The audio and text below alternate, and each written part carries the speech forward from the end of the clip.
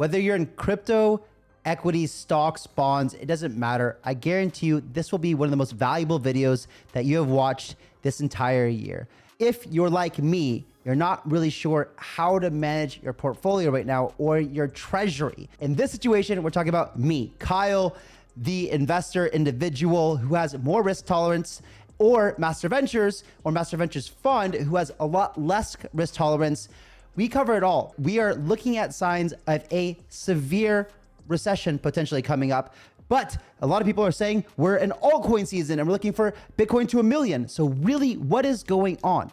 And if you're like me, you're not sure what to do with your assets and you really want to see as much data as possible. So what did I do? Well, we hired a researcher. Welcome, Tom, to this new reoccurring weekly show that I'm bringing to you guys. Thanks for having me, Kyle. So as Kyle mentioned, helping the team here manage Treasury. My background, spent a number of years in investment management at State Street. After that, was advising pensions, endowments, foundations as an investment consultant.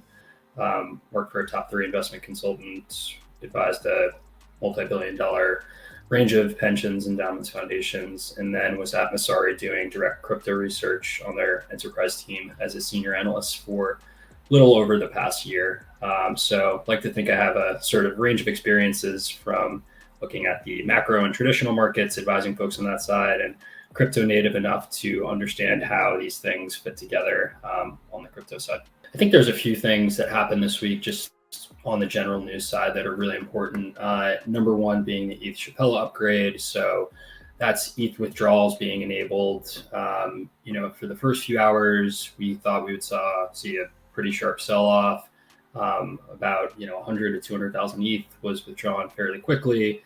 As I think we all know now from a lot of the things we've been hearing, there's a queue to get out from the beacon chain. So only a certain amount of validators are allowed to leave per day. So right now, as you can see here on the screen, there's a waiting list of validators to exit. So 29,000 are still waiting to exit. That's going to take another 4 or 5 days to get all of those folks out. What was the difference because I kept hearing about Shanghai upgrade and then the Shapella upgrade. What's the difference?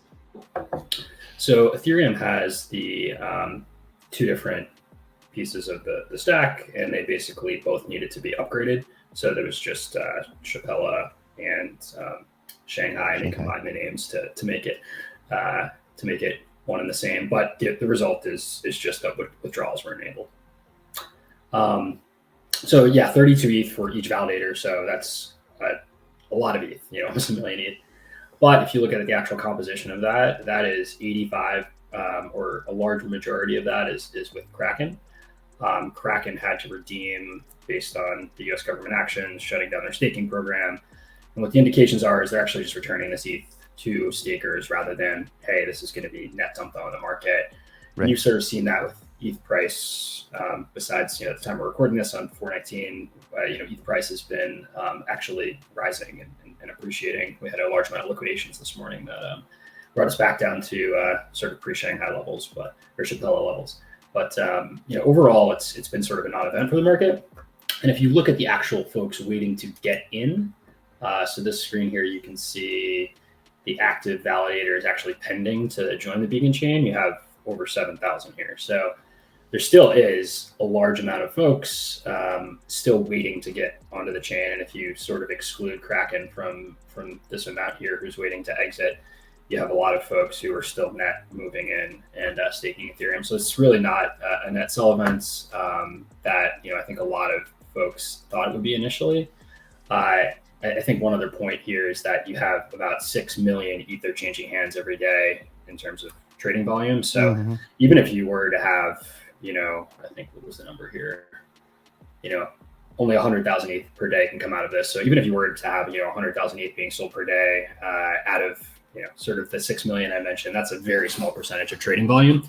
So overall, the sell pressure for this event is really, really minimal. And a lot of these folks are also withdrawing just because they want to have the ETH and then they'll stake it right back with Lido or Rocket Pool or others. Yeah. And you've seen those numbers pick up precipitously. So that's the big event of the week. The other thing I think is worth noting, which is much more in your sphere of the world than mine, but Hong Kong's trying to become a crypto hub, and there's been a lot of positive news there out of out of Hong Kong. Their finance secretary came out this week and started pushing forward with specific budget-related items right around cryptos, hosting a digital asset summit, and looking to bring crypto and crypto exchanges into the country and online, I think June of this year. So that opens up crypto to the 8 million people who live in Hong Kong, and also could be an inroads for the 1 billion plus Chinese. I think, we've discussed extensively there.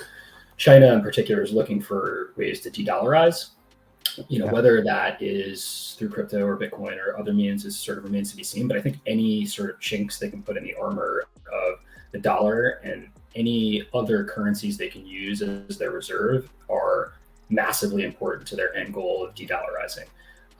So something to keep an eye on there, certainly. So let's dive into everyone's favorite topic, inflation. So past week, we just had two big releases. So about a week ago now, we had CPI. This is a breakdown of CPI. So, core, which is sort of components that are, so you have inflation, the broad rise in prices. You have, non-core, which is strips out the volatile components, which are food and energy. Those things kind of move around a fair bit. So this visual here just kind of shows you the weight of CPI and then shows you the changes month over month. So this is the March CPI reading. Inflation has been coming down in the US. We've seen that at sort of the top line numbers. So what the Fed is really hyper focused on right now is looking at the core numbers, so less food and energy because they can't control these things, particularly X housing. And we've seen those numbers, start to come down kind of month over month in terms of their rates of change. The reason they care about services X housing is housing, while it's a huge component of CPI, so it's 40% of headline, 33% core, really meaningful component in the overall inflation basket and the overall consumer's budget. That metric and the way they track it is lagged. They look across 20 cities in the US and they basically look at the housing prices over time. And so they know that component has been coming down. If you look at real-time housing prices, the past 6 months have come down across the US, and that component will start to filter into the broader numbers. So they're starting to look through that and looking at the X housing numbers, which have sort of come down. So the one thing that Powell said in his presser is that they actually view a lot of what's been going on up and above their tightening with the banking sector as additional hikes, quasi hikes. So all of the issues that we've had with Silicon Valley Bank and others, the credit conditions across the US are tightening because of those. And the Fed is viewing that as a hike in and of itself. So looking at the sort of inflation numbers that are coming down, looking at the credit conditions that are tightening, the upshot is that we're likely to have one more hike in May and then a pause. So why one more hike in May? The Fed still thinks there's a little bit of work to be done. And this Fed in particular is very keen on forward expectations, and the market is already expecting that. So they don't want to do anything to sort of deviate from that. And the way they do these things is like a shadow kabuki theater, right? They have like all of these, there's, 12 Fed governors, some voting, some non-voting on interest rate policy. And they have the ones who, don't have anything else to do, go out and give speeches about like, hey, here's what, we may or may not be thinking on interest rates. We didn't say it in our official meeting, but here's a speech about it on the side. And there's a lot of those this week. So you've seen a lot of those folks who have gone out indicate that, May is still on the table. We still have a little bit more work to do. So it seems May is the last hike we're going to be getting. And, inflation is coming down, which is positive, I think, for everyone. And I think the broader problem we're probably looking at in the next, call it year or two, is probably going to be in the US deflation, particularly with a lot of the advances and AI, ChatGPT, all that stuff. Before I want to dive into deflation for a second, because if folks are in the crypto space, we all think that deflation is a good thing. And while it might be good to have a deflationary currency in a world where the monetary system is meant to be deflationary, that poses significant risk for the traditional financial system because of the collateralization from the banks. And I'll let you get into that in a minute. But yesterday you told me something that was very interesting. And you said I'm sure you can repeat this. You said the Fed's job is actually to do something, but they would never tell you that. Remember that? Yeah. The Fed basically wants to influence. So the Fed, okay, if we think about how to bring down inflation, they operate through this mechanism that they call the Phillips curve. It's the relationship between unemployment and inflation. So basically, it's like, hey, we're going to put a lot of people out of work, and their wage growth will go down. Credit will contract. People will stop spending money, and inflation will come down because of that. And you've heard actually, folks grill Powell in Congress, because that's the mechanism that they. And Elizabeth Warren has said this, and others, like, hey, you're trying to put people out of jobs to bring down inflation. And it's like, well, right. We can't officially say that, but yes, that's what we're doing. So if you just think about it in that way, it's like the Fed is trying to put people out of work to reduce wage growth, to lower inflation. They can't say that out loud, but that's what they're trying to do. So what I think is really interesting to note is that they actually came out and said in their most recent minutes that they expect a recession in the back half of the year, which for this Fed in particular, I think is something to certainly take note of, because they're very, very careful with their words. Yeah, especially when everything else has been extremely sugar-coated so far, right? Like inflation was supposed to be transitory, and then we were supposed to have a soft landing, and then now we're supposed to have some sort of mild recession. Do you think that they actually believe what they're saying, or do you think that they're just trying to prevent panic at this point? I think there's definitely a range of opinions on the seat of the Fed governors. I think Powell truly believes he has achieved a soft landing. I think other Fed governors are much more worried. The one other point I would note about Fed interest rate policy is it works with quote unquote like long and variable lags, is what they call it. It takes a lot of time for interest rates to filter through the economy, right? Interest rates get higher, credit contracts. You have rates go up, credit spreads go up, people start to default. It takes time for all that stuff to happen. So they started hiking rates a little while ago, and we're potentially only just feeling the impacts now. This has been the sharpest Fed hiking cycle ever. Let me see if I can actually bring up this chart real quick. So every time while you bring that the Fed, yeah, go ahead. I'd say while you're bringing that up, what are the elements that would lead? Like, what does it mean? What would need to happen in order for us to become deflationary as far as the financial system? We would need wage growth to stagnate and decline, and then we would need credit conditions across the board to continue to deteriorate. So harder to get loans, harder to raise capital. All of those things are certainly challenging in a higher interest rate environment. Yep. The wage growth piece we haven't really seen yet, and that's another thing the Fed's watching. Wages are still rising 3-4% year over year, up and above inflation. Obviously, that's still negative. But if you saw, for example, AI, comes along and it really is the revolution that a lot of people think it is, and it eliminates millions of jobs, you have massive deflation on your hands there, because you have a huge range of consumers that are taken out of the market.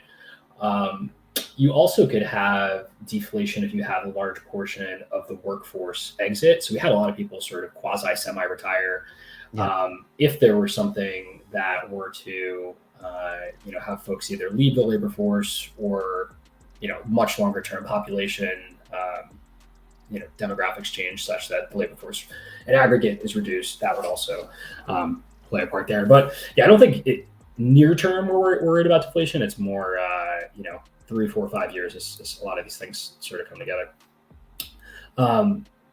So this chart here, so this is the Fed, and sorry, it's a little blurry, but this is Fed hiking cycles. The gray bars are recessions. So hike, banking crisis, hike, debt crisis,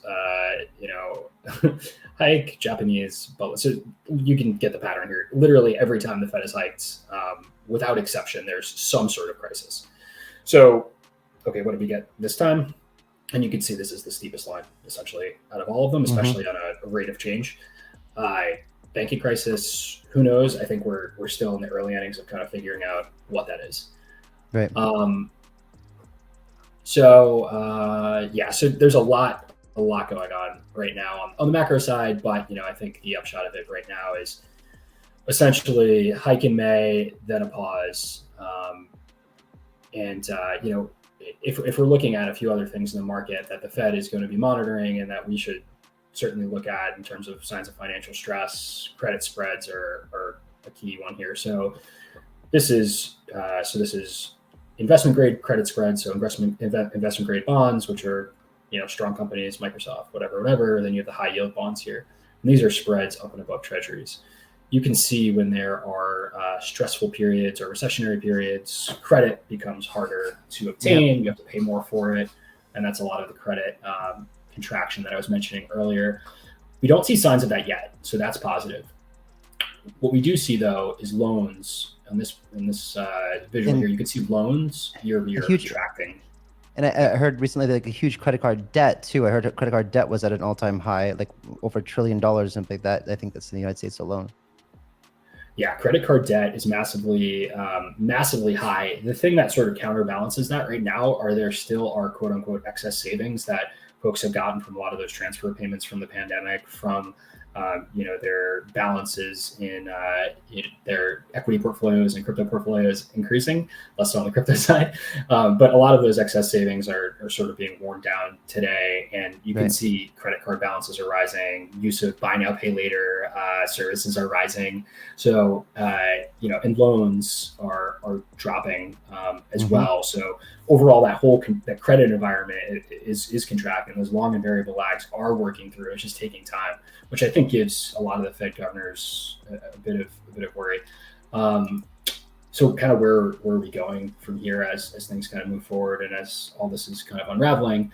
Nice thing to look at is an index called the Leading Indicator Index. It combines a lot of the economic things we've talked about here. It not only takes kind of how stock prices are doing, which matter because if people have more money in their equity accounts, they can spend more, they feel richer, et cetera, but it also takes into account like real economic conditions like building permits, survey-based things like consumer inflation expectations, how long work weeks are. It puts that all together, and they've been tracking this data series for a very long time. And they look at that to see, when a recession is coming. And you can see gray bars again here. As this declines, recession. We've just experienced a very sharp decline, and the leading indicator index has rolled over and now is at -6% year over year. That's probably meaningless to most people, but the upshot of it is we've essentially always had a recession within a few months when we've been at these levels. So we are moving into a potential recession in the US. Great. Okay. Why do we care about recessions, Tom? Right. This is why we care about recessions. So these are the drawdowns in the equity markets for recessionary periods. So the red bars here. So this is the max drawdown during each recession. You can see this goes all the way back to the Great Depression. I don't think an 86% drawdown is on the table. That was, pre, let's call it interventionary period, where Fed or others would step in. I think this is actually pre-Fed to sort of save the markets. That was pre-modern monetary policy, right? Which kind of gives the Fed some more tools these days. Yeah, so that's like pre-Bretton Woods. I think Bretton Woods is like 1945, which is where we went to a dollar-based standard and all of those good things. So you can see the average across the board is not good. It averages about 20% drawdown. So if you're looking at where stocks are this morning, I think we're 4,100 to 20% off of that is, 800 points down. So that's like 3,300 on the S&P. If you look at correlations for crypto to equities, they're still quite strong. So I still find it very hard to believe, and I'd be interested in what you think here, Kyle. But if stocks do go down 20, 30%, will crypto still follow that same pattern of also being down 20, 30%? Or have we given folks enough reason with the banking crisis and others to use Bitcoin as an alternate store of value? I think the answer in my mind is we could hold these levels, but I would have a very hard time believing we could rise to new all-time highs or higher levels if stocks are selling off that hard. Is that 34%, the last one, is that the COVID crisis? Do you think that that's, yeah. Yeah. So, I mean, yeah, we saw a high correlation in the crypto market to that. And I typically, if equities fall, I mean, we've always had an exponential fall above and beyond whatever, and that works both ways, right? It works that you usually increase in the market price of equities or stocks, and a decrease. And if we had something between a 20% drop in stocks is huge, and that would, for Bitcoin you're probably looking at another 50% decline, and for alts unfortunately another 60-70% probably. Now the question is this time different than the past between times that have drawn down? And it's really hard for me to answer. That's what I think what we're trying to figure out. Everybody it seems like everybody is very bullish. Like when I look at a lot of YouTube channels and people, like all the headlines are like, we're headed to alt season's here, and then just people are throwing in their entire net worth into the market at this point. And I'm all in crypto, and I'm okay, because I'm not living in a day-to-day. This is me personally. Now, we're having these calls because I need information for a lot of different scenarios, right? Me personally, I've got my own portfolio I'm playing with, and I'm okay. I am all in crypto right now, and in fact, I'm a little bit leveraged right now, not in a traditional, margin trading way, but in a more Michael Saylor for retail kind of way, where I'm using Aave to collateralize some of my crypto, and then take out some stable coin to buy more crypto, and then and now I've got some sort of collateralized position which could get liquidated at a big spike down, but I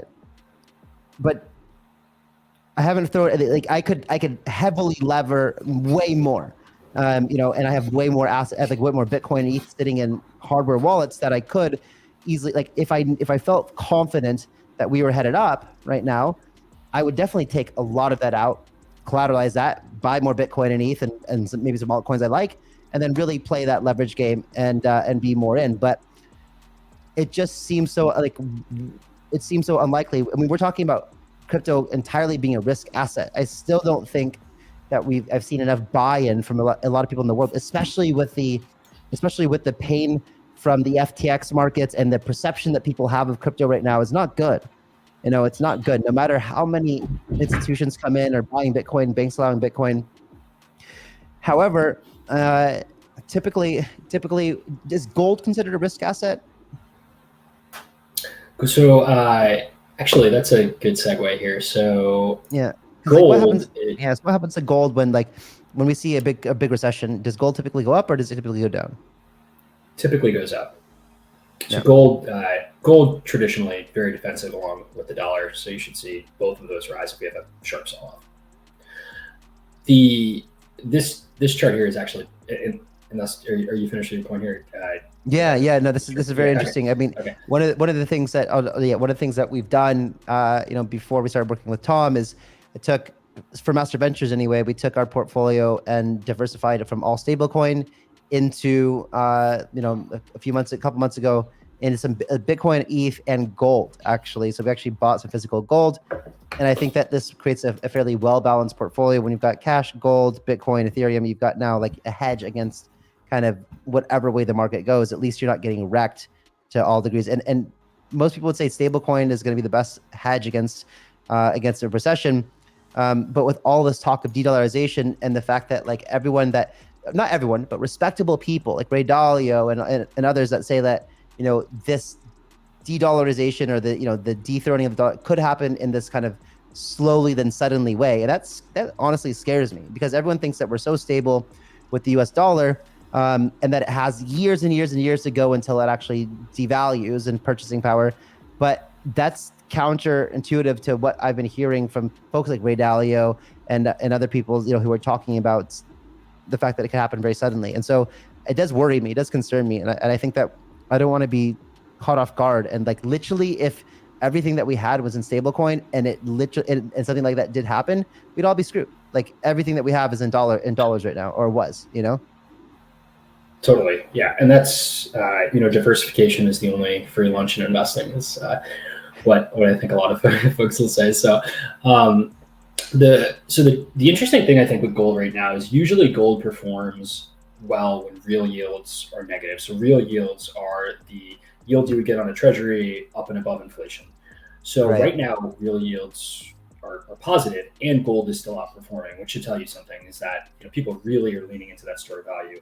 And that's really, if you're buying gold right now, you have to hope for appreciation because you're sacrificing 5% if you could be in treasuries. So that tells you how valuable people think gold is right now. In particular, central banks. So if you're a central bank, you have to hold your money in some investment or another, right? And a lot of them hold it in dollars because they end up transacting in dollars, and treasuries, which are just interest-bearing dollars, if you can think of them that way. So you can see this is central bank purchases of gold, and it has been increasing since the 2008 incident, but has recently reached an all-time high. That's insane. Yeah. So that that should certainly tell you that the U.S. weaponizing the dollar is having an impact. And could this chart also be moving to Bitcoin at some point? I think that is certainly a possibility, and something that if you were to say in the last recession, should you be holding crypto?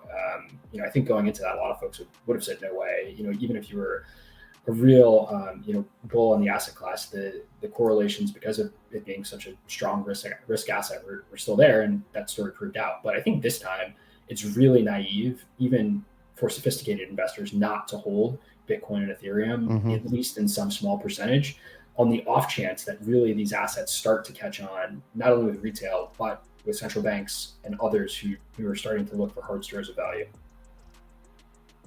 Yeah, I mean it's an argument I have with my dad all the time. It's like it's it's asymmetric risk. You've got your downside is so limited on something like Bitcoin with such huge potential upside, and it is a store or a hedge against a lot of bad things that could happen.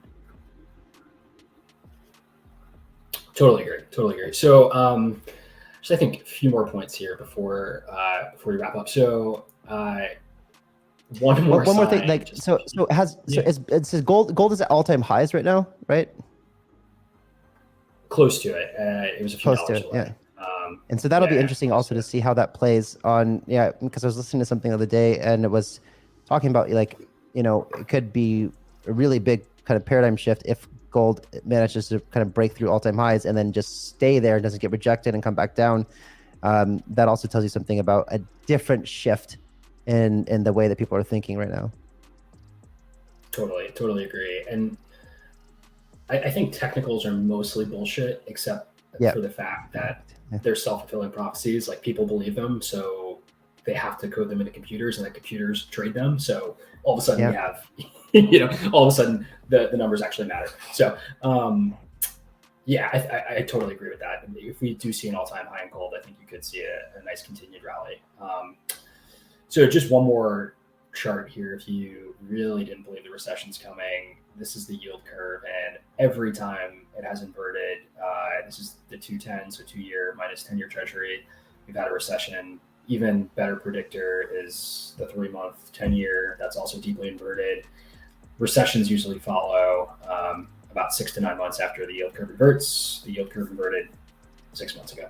So really everything is up. And we didn't even get into the earnings recession. We could be experiencing, so we're talking all about the macro economy. We're not even talking about companies that are still going to have earnings contractions, not only because they can no longer pass on these inflationary costs to consumers, because consumers can't spend as much anymore, especially if unemployment's rising, but also, at least in the US, you have the effects of all of the Biden tax hikes from last year finally coming into effect. So 15% minimum tax, I think 1% tax on buybacks, all this range of taxes that are going to start to be felt in Q1, particularly on the tech sector, which has led companies up. So you're going to have a macro recession, potentially an earnings recession, all coalescing in the next few months.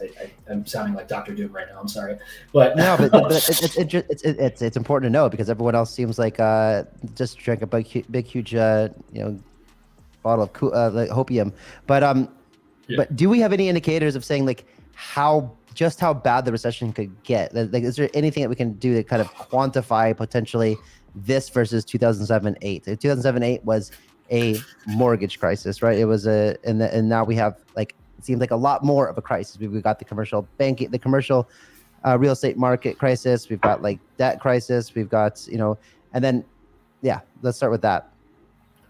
Yeah, so there's a few risks that I think are important to monitor right now. So commercial real estate crisis, I think we can go through these. So commercial real estate crisis, I think, is an important one to look at, but not as meaningful as I think most people think it will be. In commercial real estate, you have about $500 billion in commercial real estate coming due at the end of the year. 15% of that is that's 15% of the total outstanding loan balances in commercial real estate. If you look at that 500 billion, only about 50% of that is in what we would call distressed assets. So that is retail and that is office. So that's $250 billion or so that needs to be refinanced and or reinvested. If you look at a lot of those properties, those office and retail, they're already being quote unquote repurposed into multifamily housing, all those other things. Banks know this is coming, so they're working with the lenders already. So, sorry. That makes a lot of sense. I do know that housing is. I don't know anymore. Let me say that when I went back to visit my folks in California, like Christmas time 2 years ago or something, all my parents could talk about was the fact that how much housing was being built and how in demand it was and how rents were high. And so it seemed at least at that time, it was would have been a very smart idea to repurpose, office buildings into condos or something. Does it still seem like a logical idea with the prices of like residential real estate coming down? And what are we seeing with like residential rents as well? There's a massive shortage of housing in the US. And I wish I had the chart in front of me here, but essentially after 2008, we stopped building houses. We stopped building houses for the replacement level you need for the US population.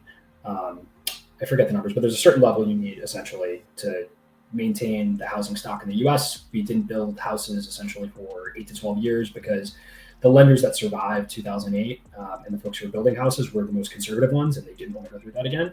So we are net short millions of houses in the US for the current level of the population, which is one of the reasons that you've seen prices rise so precipitously and continue to stay high. And anytime you see the 30-year mortgage rate drop, you look at the weekly data on housing immediately picks back up. So even at these levels of interest rates. So right now, going into multifamily is still a tremendous investment, and there's a lot of folks that are still playing that game. The biggest trouble is actually governmental regulation and rezoning and actually going through the process to do a lot of those things. And it's particularly a problem in places like California, places like New York. So that's really an administrative thing, but the demand is certainly there. You talked about altcoin season, and I was debating with someone about this the other day. I don't think it's crazy to think that for the next month or two, we could have very favorable conditions for risk assets before we get to sort of a lot of the doom and gloom I talked about. And why is that? So if you think about the liquidity throughout the markets, you think about QE, people say, hey, QE is positive for risk assets. There's more money. People are, getting that, spending it in the long tail. Interest rates are lower. I need to find more yield by investing in riskier things. This chart on the screen here is so if we think about liquidity, one of the things that actually matters for liquidity is what the Treasury spends into the real economy. So this chart is the Treasury general account, and the Treasury general account is the Treasury's account at the Fed. They spend this money into the economy, as they need to on entitlements and other things. So you can see the Treasury general account has been running down pretty significantly. And for those who aren't really familiar, like I think that you explained it to me, like this is the Treasury's bank account, right? Exactly. So like you'll see this. One of the things that I didn't realize was that I always thought that the Treasury didn't hold reserves in any way. I thought that they either just minted or burnt.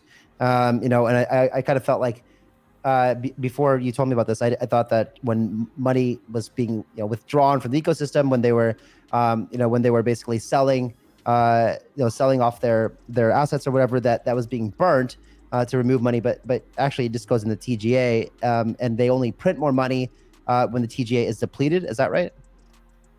Yeah, so they actually raise the money by selling bonds. So they'll sell bonds and then they'll fill up this account. So tax receipts are due in the US. So you'll see this account rise as tax receipts start to come in. They'll hold all this money there and then they'll spend it back into the economy as their bills come due. So this will fill up. And the reason that this has been running down is the debt ceiling debate. So the Treasury has not been able to issue more debt until they get the authority of Congress to quote unquote quote raise the amount of debt that the US can have. So, and that print more money. Yes. So the debt ceiling debate is coming due because the US is essentially going to run out of money to pay its bills, which is sort of nonsensical, right? Like you can't run out of dollars that you can print, right? Like the US can print money at any time. And it's more the authority of the Treasury to raise this money from Congress. They have to ask Congress, and this is the whole debt ceiling debate. So the Treasury is going to run out of money likely by June, depending on how strong tax receipts are. Then the liquidity conditions will likely be unfavorable in the US because they're not going to be spending this money. Once they refill sort of these coffers, they'll be spending sort of at the margins, as they need to. The one thing I think that's important, though, is you'll hear a lot of people talk about this liquidity. I think this has been sort of the new thing that all the macro tourists like to talk about is the TGA. So we'll go a level deeper. The thing that the U.S. is important, but the global liquidity picture is even more important now. Right. So China is the world's second biggest economy. China has actually been pumping liquidity into their economy for the past few months to try to stimulate post-COVID. And you're starting to see the Chinese economy improve. Their inflation numbers are still, fairly muted. They likely will stop that, fairly soon, just because there's no reason to continue stimulating if your economy has started to pick up again. And then you look at other major economies. Japan has been quasi-stimulating to defend their yield curve control policy.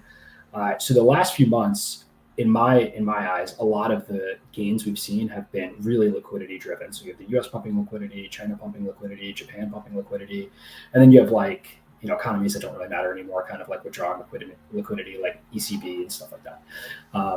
But overall, those conditions should start to shift in the next few months as China's economy continues to get better, as the US debt ceiling debate comes to a head, and as Japan has actually been able to keep their yields within the bound they've set out. So, if you want to play at the margins, I think the next few months could be, next month or two could be strong for risk assets. But more importantly, I think folks need to be positioning for the end of the year, where it really a lot of things are going to coalesce at once. You're going to have earnings crunch, you're going to have a credit crunch, and you're going to potentially have a liquidity crunch. All of those things coalescing at once are not good. Shit. So without without giving any type of financial advice, you're not. But just basically what we're saying is that for the next month or so, probably going to be okay, pretty good. We could see things dry up around June. And does that if liquidity stops entering the market, do you think that means that we could come down? Or would that potentially just kind of remain stagnant and move sideways for a long time? And then toward the end of the year, like you said, when these things coalesce, then we could look at some sort of leg down if risk assets are affected like the equities market? I think equities at some point in the near future need to re-rate to where they, quote unquote, should be trading. So if you look at earnings right now, forward earnings, the priced earnings on the S&P is, I think, like 19 or something like that. And that's just the price of the asset, the earnings that it's expecting to get in the future. Prior periods that we would consider analogous to right now, so potentially inflationary, around recessions, so the 70s and the 40s, you had priced earnings that were around 14. So we need a sharp re-rating in equities just to get like where you would consider analogous to the current conditions. And that's to say nothing about all of the other pending crises that could be potentially on the table. So I think things should, happen in short order in the back half of the year. The interesting thing I think to think about is the Fed has so many tools now that it didn't have in past recessionary periods. Could it find a way to stimulate, monetize a lot of the debt, put a cap on yields, and actually save a lot of the economy?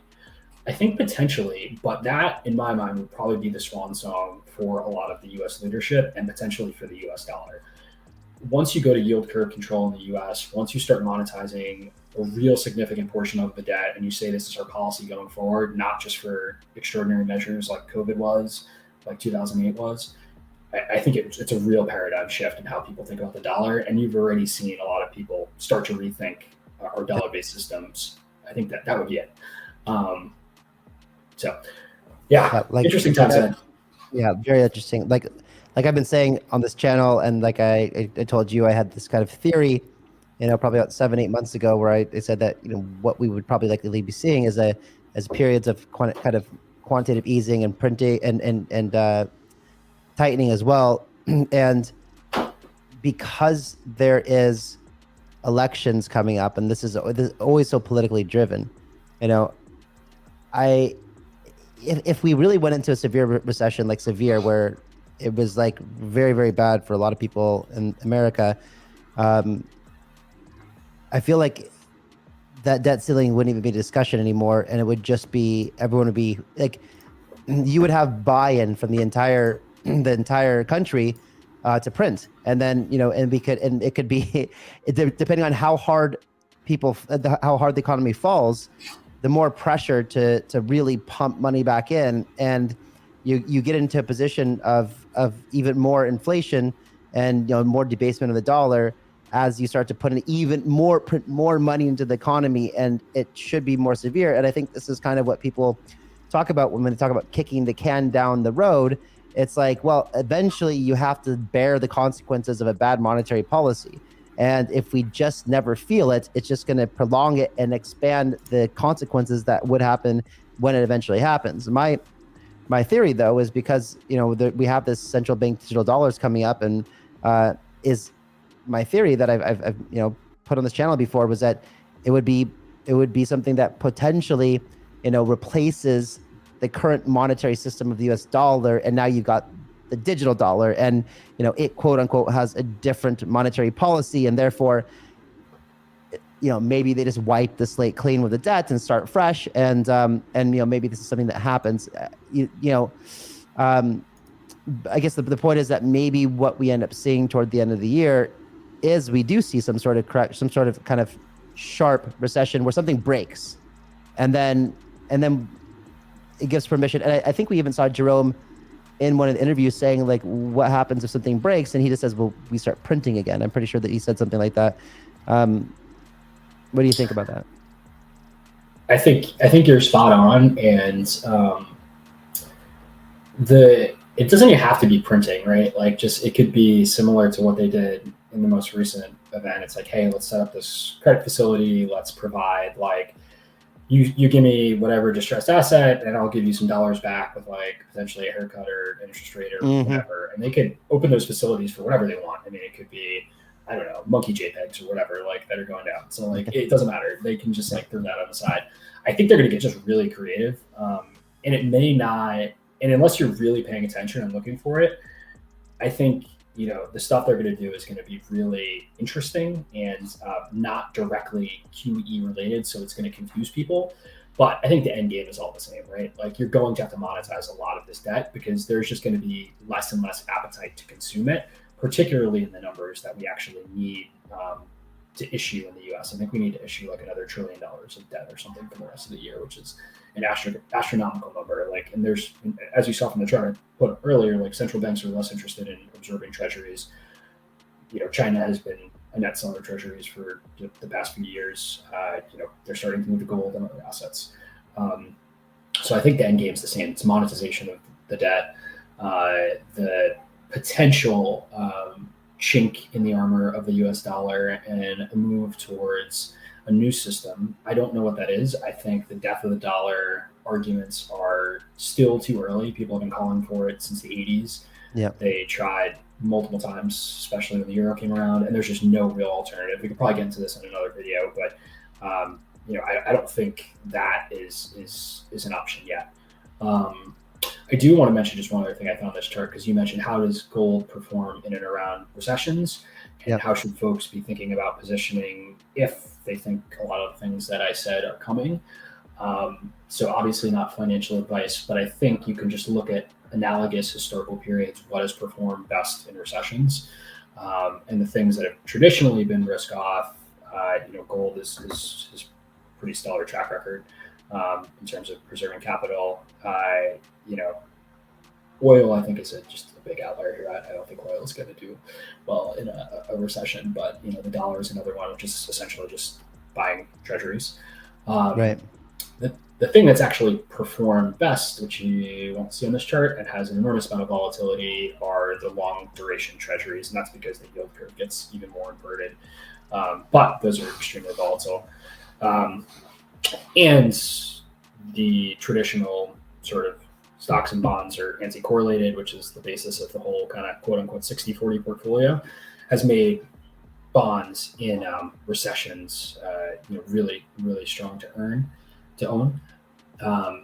But the correlation between those assets has flipped recently and continues to sort of deviate from previous periods. So I'm not sure if that will be the best position play, but I think hard stores of value are certainly going to be in demand in the future, just because of the uncertain monetary picture, not only in the US, but around the world.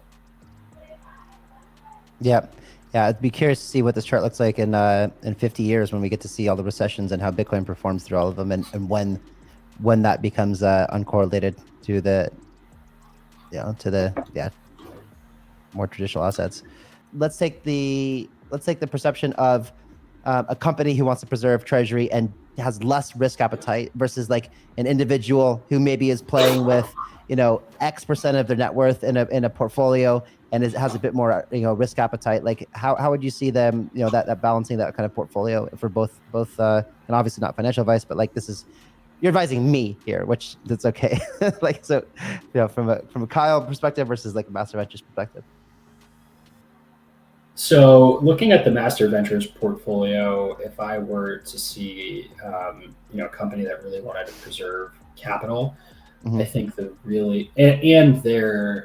so what are you spending your currency in, I think is an important factor. So we discussed a lot of this because I think your expenses are still in dollars mostly, even though you're not in the US. So a lot of these companies, I think, likely are utilizing on-chain assets, so that you want to have a certain percentage of Bitcoin and Ethereum just to be able to spend. But I think you want to certainly tilt more towards defensive assets and gain yield on those defensive assets. So you want to have stores of gold. I think you certainly want to have treasuries, particularly when treasuries are yielding 5%. Hold cash, hold gold, continue to hold Bitcoin and Ethereum, potentially in lower quantities just because they still are volatile. But particularly with Ethereum, you want to stake it, you want to get the yields. For more, I think, risk-seeking folks, there could be this liquidity period that we see risk-on appetite.